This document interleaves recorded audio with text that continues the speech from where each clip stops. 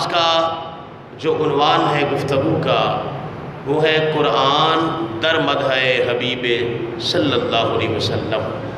یعنی قرآن خود رسول اللہ صلی اللہ علیہ وسلم کی مدح، آپ کی توصیف و ثنا، آپ کی تعریف کرتا ہے. آیات قرآنیہ خود رسول اللہ صلی اللہ علیہ وسلم کی عظمت کا ڈنکا بجا رہی ہیں. زبان اللہ تعالیٰ کی ہے، کلام میرے رب کا ہے، اور اس کے اندر نعت مصطفیٰ کی پڑھی گئی ہے. اس کے اندر عظمت و شان اللہ نے اپنے پیارے محبوب صلی اللہ علیہ وسلم کے بیان فرمائی ہے. میں باری باری ایک ایک فضیلت آپ کی جو قرآن کے اندر ہے آج کے اس مجلس میں ذکر کر رہا ہوں. پہلی بات کہ اللہ رب العزت نے آپ کو رحمت دو عالم بنا کر بھیجا ہے. یہ آپ کی شان ہے اور آپ کی شان جداگانہ ہے، اور ایسا مقام، ایسا وقار، ایسی عظمت، ایسی شان جداگانہ اللہ پاک نے 1,00,000 کئی ہزار انبیاء میں کسی کو عطا نہیں فرمائی جو آپ کو عطا فرمائی. اور وہ کیا ہے؟ قرآن آپ کی عظمت کا ڈنکا بجا رہا ہے. فرما وما ارسلناک الا رحمتا للعالمین. اب جو وما ما ہے وہ نافیہ ہے، وہ نفی کا معنی دیتا ہے. وما ارسلناک، نہیں بھیجا ہم نے آپ کو. آگے الا ہے اور الا اس بات کا ہے، تو ترجمہ یہ بنا نہیں بھیجا ہم نے آپ کو الا مگر عالمین کے لیے رحمت بنا کر. اب اس بات کو ذرا ذہن میں رکھیے اور پہلا کلمہ پڑھیے لا الہ الا اللہ محمد رسول اللہ. اب لا الہ میں لا نافیہ ہے، آگے الا اس بات ہے، تو یہاں ترجمہ کیا بنا؟ لا الہ نہیں ہے کوئی معبود الا اللہ مگر اللہ. جہاں بھی پہلے نافیہ بعد میں اس بات، وہاں بھی پہلے نفی ہے بعد میں اس بات ہے. یہ اس بات کا اعلان ہے. فرمایا محبوب کائنات میں میرے سوا کوئی رب نہیں ہے اور تیرے سوا کوئی رحمت للعالمین نہیں. میں خالق ہونے میں جدا، تو مخلوق ہونے میں جدا. میں خالق ہونے میں اعلیٰ، تو مخلوق ہونے میں اعلیٰ. میں مسجود ہونے میں اعلیٰ، تو ساجد ہونے میں اعلیٰ. تیرے جیسا نبی کوئی نہیں، میرے جیسا خدا کوئی نہیں. اللہ رب العزت نے آپ صلی اللہ علیہ وسلم کو پیکر رحمت بنایا ہے، اور ایسا پیکر رحمت بنایا کہ اس شان کے ساتھ اللہ نے کسی اور کو صفت رحمت سے نہیں سجایا. آپ زمین پر تھے تو زمین والوں پر بھی رحمت، زمین کے اندر والوں پر بھی رحمت. فکرہ سمجھے میرا. آپ جب زمین پر تھے تب آپ زمین والوں پر بھی رحمت، آسمان والوں پر بھی رحمت، اور زمین کے جو اندر تھے ان کے لیے بھی رحمت. اور جب آپ کائنات سے پردہ فرما گئے، اب آپ زمین کے اندر ہیں، اپنے مدار پرانوار میں ہیں. اب آپ زمین کے اندر والوں کے لیے بھی رحمت ہے، زمین کے اوپر والوں کے لیے بھی رحمت. یعنی آپ کی رحمت زمانے کی قیودات میں نہیں آتی، زمانے میں بند نہیں ہو سکتی ہے. اب زمین پر تھے تو اندر والوں کے لیے رحمت کیسے تھے؟ اس بڑے حدیث پاک سن لیجئے. شاہ ستہ میری بات ہے، آقا کریم علیہ السلام تشریف لے جا رہے، اپنی سواری پر سوار ہیں، دراز گوشت یعنی گدھے پر آپ سوار ہیں. آپ کے ساتھ صحابہ کی جماعت ہے. سامنے 2 قبریں آ گئی، نبی علیہ السلام کی سواری رک گئی. آپ سواری سے نیچے آ. صحابہ کرام نے جب کائنات کے بادشاہ کو رکتے دیکھا تو خود بھی رک گئے. عرض کی آقا خیریت ہے؟ اب صحابہ بھی ساتھ، حضور خیریت؟ فرمایا یہ جو سامنے 2 قبر والے ہیں ان کو عذاب ہو رہا ہے، ان کو عذاب ہو رہا ہے. اب نگاہ تو صحابہ کی بھی تھی، نگاہ مصطفیٰ کی بھی تھی، نگاہ کملی والے مصطفیٰ کی بھی ہے، نگاہ صحابہ کی بھی ہے. صحابہ کی نظر وہاں نہ جا سکی جہاں نبوت کے تاجدار کی گئی ہے. سرکار نے فرمایا ان کو عذاب قبر ہو رہا ہے. حضور پھر فرمایا تو یہاں سے گزرے ہیں تو رحمت کا قلم دان جبریل لے کر ساتھ ہے، تو ان کے لیے رحمت تو لکھیں گے کہ نہیں لکھیں گے؟ حضرت اعلیٰ حضرت فاضل بریلوی رحمۃ اللہ تعالیٰ علیہ نے کہا تھا، جس سرکار دو عالم صلی اللہ علیہ وسلم کا رحمت کا قلم دان جس طرف بھی جاتا ہے، آپ غلاموں کے لیے رحمت کو لکھتے چلے جاتے ہیں۔ سرکار دو عالم صلی اللہ علیہ وسلم نے فرمایا ایسا کرو، جاؤ کسی درخت کی تازہ شاخ لے کر آؤ جو سبز لائی گئی۔ آپ نے درمیان میں سے چیرا، دو حصوں میں تقسیم کر دیا، ایک کو ایک قبر پر رکھا، دوسرے کو دوسری قبر پر رکھا، اور صحابہ کرام نے عرض کی یا رسول اللہ اس کا کیا فائدہ ہے؟ فرمایا جب تک یہ سبز رہیں گی اللہ کا ذکر کریں گی، جب رب کا ذکر کریں گی تو قبر والوں کو فائدہ ہو۔ اگر شاخ ذکر کرے اللہ کا، قبر والوں کو فائدہ۔ اب جہاں بعد احباب یہ کہتے ہیں قبر والوں کو فائدہ تب ہوا کہ شاخوں نے ذکر کیا۔ میں نے کہا اگر شاخ ذکر کرے تب تو فائدہ ہے، اور اگر والی کون و مکان کے قدم لگ جائیں تو پھر نہیں فائدہ، پھر نہیں فائدہ۔ میرے محبوب جس وقت کھڑے تھے اس کی قبر پر، عبداللہ ابن ابیش کی قبر پر جو منافقین کا سردار تھا، تو اللہ نے قرآن مجید کیا ہے کریمہ نازل فرمائی، فرما محبوب آج تو آپ نے اس کی نماز جنازہ منافق کی پڑھا دی ہے، مگر آج کے بعد محبوب ہم آپ کو منع کر رہے ہیں کہ آپ کسی منافق کی، کسی کافر کی آپ نماز جنازہ نہیں پڑھائیں گے، چونکہ آپ جس کے جنازے پر آ جائیں، آپ جس کی مسجد پر آ جائیں، آپ جس کی قبر پر کھڑے ہو جائیں، آپ جس کی قبر پر اپنے قدم رنجہ فرما دیں، ہماری رحمت کو گوارا نہیں کہ پھر وہاں عذاب بھی آئے۔ محبوب اب آپ یہاں سے تشریف لے جائیں، ہمارا عذاب منتظر ہے، انتظار کر رہا ہے کہ جب آپ کے قدم اس بدبخت کی قبر سے ہٹیں گے تب ہمارا عذاب اس کی قبر میں داخل ہوگا۔ آپ اندازہ کریں اس نبی رحمت کے قدم کتنے برکت والے ہیں۔ یہ قدم وہ ہیں جنہوں نے عرش معلیٰ کو چوما ہے، یہ قدم وہ ہیں جنہوں نے آسمانوں کو چوما ہے، یہ قدم وہ ہیں جس نے جنت کو چوما ہے، یہ قدم عام قدم نہیں ہے، اور یہ قدم وہ ہیں جن قدموں کو حضرت ابوبکر صدیق نے چوما ہے، حضرت عمر فاروق نے چوما ہے، حضرت علی المرتضیٰ نے چوما ہے۔ تو میں عرض کر رہا تھا کہ نبی پاک علیہ السلام نے فرمایا جب تک یہ سبز رہیں گی، ذکر کریں گی، قبر والوں کو فائدہ ہوگا۔ اب دیکھو نبی پاک علیہ السلام جب زمین کے اوپر تھے تو اندر والوں کے لیے رحمت ہوئے کہ نہ ہوئے؟ کہ آپ کا وہاں سے گزر ہوا، وہاں سے گزر ہوا اور کرم ہو گیا، رحمت والے آقا کا گزر ہوا۔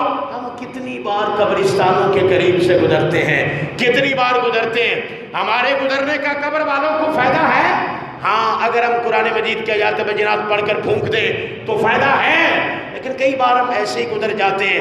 قربان جاؤں رحمتیں برتانے والے نبی پر، آپ نہیں گزرے، آپ رک گئے اور قبر والوں کو فائدہ دیا۔ اچھا پھر اس میں آپ کو ایک اور بات بتاؤں، یہ بھی کوئی پتہ نہیں تھا کہ وہ قبریں مومنوں کی تھی یا کفار کی تھی، کن کی تھی، مگر قربان جائے آقا کی رحمت پر آپ نے پھر بھی کرم فرمایا۔ ایک صحابی نے مسئلہ پوچھ لیا، سوال پوچھ لیا، وہی اس نے کہا آقا یہ تو قبر والے ان کو عذاب ہو رہا ہے تو آپ نے شاخیں رکھ دی تو جب تک ذکر اللہ کریں گی ان کو فائدہ ہوگا، حضور آپ یہ تو بتائیں ان کو عذاب ہو کیوں رہا؟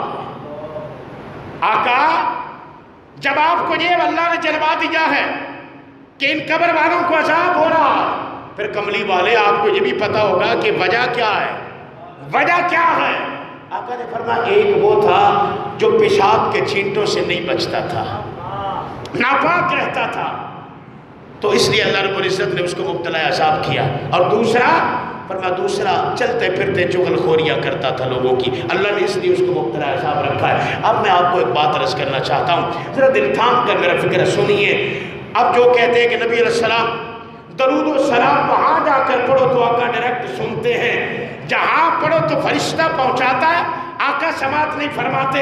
میں نے کہا یہ بات نہیں، میرے اللہ پاک نے نبی کے مختار کو یہ صلاحیت بھی عطا فرمائی ہے، اگر آپ توجہ فرمائیں تو کائنات کے جس کونے میں بھی کوئی حضور پر درود و سلام پڑھتا ہو، اللہ کی عطا سے مصطفیٰ وہاں سے سنتے ہیں۔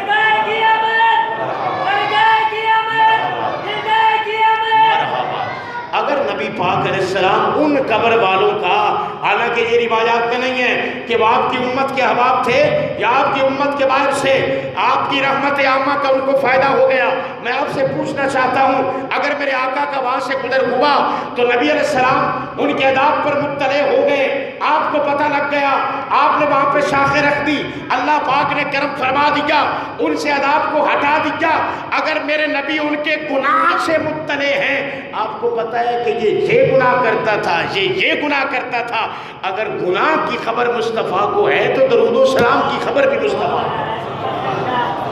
کیسا نظریہ ہے کہ حضور نہیں سماعت فرماتے، اللہ نے ان کو سماعت قوت سماعت عطا کی ہے، اور یہ اللہ کی عطا کردہ قوت سماعت ہے۔ مدینہ منورہ کے اندر حضور ہجرت کر کے تشریف لے آئے تھے۔ اما حضرت عائشہ صدیقہ فرماتی ہیں تہجد کا وقت تھا، نبی علیہ السلام تہجد کے لیے اٹھے، آپ وضو فرمانے کے لیے باہر گئے، اچانک آپ نے ایک فکرہ بلند کیا اور کہا نصرتا، نصرتا، تیری مدد کی گئی، تیری مدد کی گئی۔ اماں جی فرماتی جب حضور اندر وضو کر کے آئے، میں نے کہا یا سیدی یا رسول اللہ، ہمارے گھر میں کون ہے آقا جس کو آپ فرما رہے ہیں تیری مدد کر دی گئی، تیری مدد کر دی گئی؟ حضور یہ کون ہے مدد کا طلبگار؟ کملی والے نے فرمایا مکہ المکرمہ سے میرا ایک صحابی ہجرت کر کے نکلا، اس وقت کفار نے پیچھا کیا تو اس غلام نے مدینہ منورہ کی طرف اپنا چہرہ کر کے پکار کر کہا ہے المدد یا رسول اللہ، آقا میری مدد فرمائیے۔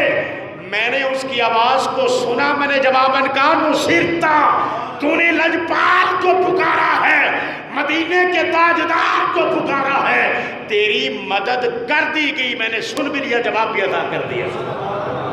یہ بتائیں کتنے 100 کلومیٹر کا فاصلہ ہے، کیا اللہ کی رحمت کو تولا جا سکتا ہے؟ اللہ کی عطا کو تولا جا سکتا ہے؟ نبی پاک صلی اللہ علیہ وسلم کو جو بھی کمال ہے وہ اللہ کی عطا سے ہے، اللہ کی عطا سے ہے۔ میں ایک بہت بڑے عالم دین علماء متقدمین کی بات کر رہا ہوں، انہوں نے اپنے فتح وجات میں لکھا ہے، کہا نبی پاک علیہ السلام کی ہمیں کتنی تعریف کرنی چاہیے۔ ہمیں لوگ کہتے ہیں کہ اتنی تعریف کرتے ہیں رسول اللہ صلی اللہ علیہ وسلم کی، بریلوی اتنی کرتے ہیں کہ حد کر دیتے ہیں۔ میں آئیے علماء متقدمین کا آپ کو فتویٰ عرض کر دیتا ہوں، ہمیں کتنی کرنی چاہیے، اس کی کوئی حد ہے؟ کیا حد ہے؟ علماء نے فرمایا بس خدا نہ کہو، خدا نہ کہو، خدا کے برابر نہ کہو، باقی جو جی میں آیا ہے مخلوقات میں حضور کی توصیف و ثنا کرتے ہیں۔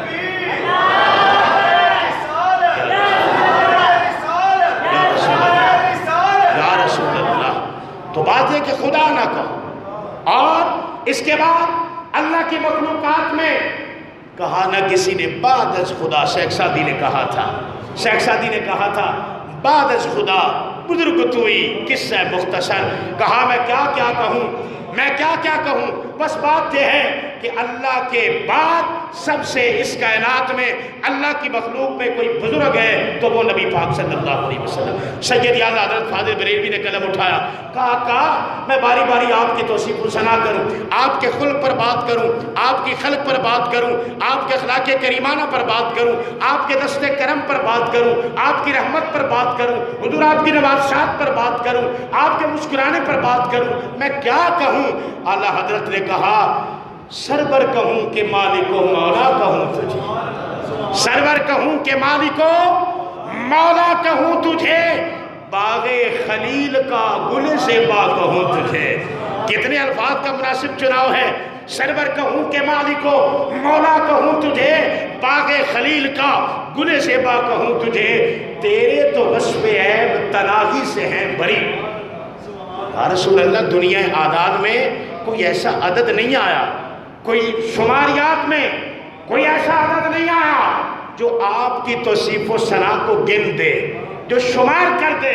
تیرے تو وصف عیب تناہی سے ہیں بری، حیران ہوں میرے شاہ کیا کیا کہوں تجھے، ختم سخن نے اس پہ کر دیا، ختم سخن نے اس پہ کر دیا، خالق کا بندہ کہ خلق کا آقا کہوں تجھے۔ یہ سرکار دو عالم صلی اللہ علیہ وسلم کی رحمت عامہ ہے، مخصوص نہیں ہے۔ کوئی کائنات میں رحمت للعالمین بن کر نہیں آیا، حضور رحمت للعالمین بن کر آئے۔ اب عالمین کے اندر منافقین بھی ہیں، عالمین کے اندر کفار بھی ہیں، عالمین کے اندر مشرکین بھی ہیں، عالمین کے اندر انسان بھی ہیں، عالمین کے اندر حیوانات بھی ہیں، جمادات بھی ہیں، نباتات بھی ہیں، ملائکہ بھی ہیں۔ اللہ کے بعد ہر چیز اس عالم کے اندر آتی ہے۔ عالم کا لفظ اس پر بولا جاتا ہے جو مخلوقات ہیں، جن کو پیدا کیا گیا ہے۔ سورج بھی اللہ کی مخلوق، چاند بھی اللہ کی مخلوق، ستارے بھی اللہ کی مخلوق، افلاک بھی اللہ کی مخلوق، کائنات کی ہر شے اللہ کی مخلوق ہے۔ اللہ فرماتا ہے رحمتاً للعالمین، اے محبوب کائنات میں جو جو آتا ہے آپ اس سب کے لیے رحمت بن کر آئے۔ تو کائنات کا ذرہ بھی حضور کی رحمت کی خیرات لیتا ہے، جبریل امین بھی حضور کی رحمت کی خیرات لیتے ہیں، کفار کو بھی نبی علیہ السلام کی رحمت ملی ہے۔ ایک بات اس کی عرض کر دیتا ہوں، پہلے انبیاء علیہ الصلوۃ والتسلیم جب کائنات میں آئے، آ کر وہ اعلان نبوت کرتے تھے، جنہوں نے مانا امن میں آ گئے، عذاب سے بچ گئے، جنہوں نے نہ مانا عذاب کے ساتھ ہو گئے۔ آپ پڑھ کے دیکھ لیں قرآن مقدس، قرآن مجید ان کے عذاب کی داستانیں پڑھتا ہے۔ قوم نوح ہو تب بھی، قوم سمود ہو تب بھی، قوم لوط ہو تب بھی، قوم عاد ہو تب بھی، بنی اسرائیل ہو تب بھی، جتنی بھی اس کائنات کے اندر اقوام آئی ہیں، انہوں نے اگر اپنے انبیاء کی مخالفت کی ہے اللہ نے ان پر عذاب اتار دیا۔ مجھے بتائیے جب حضور کائنات میں آئے، آپ نے جلوہ افروز ہوئے، آپ نے قدم رکھا تو اس وقت کفار نے حد کر دی، مخالفت کی حد کر دی، مگر میرا رب کیا قرآن میں بولتا ہے، فرمایا وَمَا كَانَ اللَّهُ لِيُعَذِّبَهُمْ وَأَنْتَ فِيهِمْ۔ محبوب میرا اعلان ہے آپ کا رحمت والا وجود بھی ان میں ہو اور میں پھر بھی ان کو عذاب میں مبتلا کر دوں۔ فرمایا کہ میری رحمت کو گوارا نہیں ہے، یا تو ہم آپ کو رحمت للعالمین کا تاج نہ پہناتے، جب ہم نے آپ کو خلت رحمت پہنا دی ہے اب اس کا تقاضا ہے کہ ان کو بھی امن میں رکھا جائے۔ فرمایا محبوب آپ کی وجہ سے دنیا میں امن میں رہیں گے، مگر آخرت میں پھر ہماری مرضی ہے، اب بھی ہماری مرضی ہے، ہمیں کوئی مجبور کرنے والا نہیں۔ ہم نے اس دنیا میں آپ کی رحمت کے وسیلہ سے ان پر آگ نہیں برسائی، ان پر پتھر نہیں برسائے، ان کی صورتیں نہیں بدلی، ان کی شکلیں نہیں بدلی۔ ابو لہب اپنی صورت میں رہا، ابو جہل اپنی صورت میں رہا، صورت نہیں بدلی۔ کس وجہ سے؟ فرمایا چونکہ آپ رحمت للعالمین کائنات میں۔ تو مجھے بتائیں جس نبی کی رحمت سے حصہ کفار کو بھی ملا ہے، پھر درود و سلام پڑھنے والا محروم کیسے رہے گا؟ پھر وہ کیسے محروم رہے گا جو ہاتھ باندھ کے کہتا ہے یا نبی سلام علیکہ، یا رسول سلام علیکہ، جو کہتا ہے الصلاۃ والسلام علیکہ یا رسول اللہ، جو کہتا ہے مصطفیٰ جان رحمت پہ لاکھوں سلام، لاکھوں سلام۔ وہ خالق فرماتا ہے تم ایک بار جب صلاۃ پڑھتے ہو، سلام پڑھتے ہو، ایک بار میں 10 مرتبہ رحمت نازل کرتا ہوں۔ تم ایک بار کہتے ہو یا نبی سلام علیکہ، میں 10 بار کہتا ہوں اے میرے بندے تجھ پر سلامتی ہو، تجھ پر سلامتی ہو۔ تو جب جمعے والے دن ہاتھ باندھ کر امتی تصور حبیب کے ساتھ، تصور گنبد خضرا کے ساتھ، غلامانہ اوقات کے ساتھ ہاتھ باندھ کے کہتا ہے ایک بار نہیں، 2 بار نہیں، 100 بار نہیں، 1000 بار نہیں، مصطفیٰ جان رحمت پہ لاکھوں سلام، لاکھوں سلام۔ جب تو لاکھوں سلام کہتا ہے تو سوچ پھر ادھر سے کتنی بار تجھے سلام آتا ہے۔ یہ وہ نبی رحمت ہے جو کائنات میں رحمت کا گھونگھٹ اوڑھ کے آئے ہیں، رحمت کی چادر اوڑھ کے آئے ہیں۔ جو بھی دامن کرم میں آ گیا اللہ کی عزت کی قسم نواز آ گیا۔ ابو بکر آئے صداقت کا لمبردار بن گیا، عمر آئے عدالت کا بے تاج بادشاہ بن گیا، حضرت عثمان غنی آئے ذی النورین بن گئے، حضرت علی المرتضیٰ آئے شیر خدا بنا دیے گئے، حضرت حسنین کریمین آئے دامن کرم میں جنتی نوجوانوں کے سردار بنا دیے گئے، سیدہ خاتون جنت آئی رحمت کرم میں، محبوب نے اپنی رحمت کرم سے ان کو جنتی بیبیوں کا سردار بنا دیا۔ ہاں ہاں بلال آئے رحمت کرم میں، اس شاکان محبوب کے سردار بنا دیے گئے۔ فرمایا تم ہمارے رحمت کرم میں آئے ہو، کرم میں آئے ہو، ہم جنت میں بعد میں جائیں گے، بلال تم پہلے جاؤ۔ یہ محبوب کا دامن کرم نہیں ہے تو اور کیا ہے؟ ہاں حبشہ سے آئے، نواز دیے گئے۔ حضرت بلال کہا کرتے تھے میں رنگ کا کالا، باپ بھی غلام، ماں بھی غلام، دادا بھی غلام، پوری نسل غلام۔ وائے مدینے کے لاڑے، جب تک بکے نہ تھے کوئی پوچھتا نہ تھا، تو نے ہمیں خرید کے انمول کر دیا ہے۔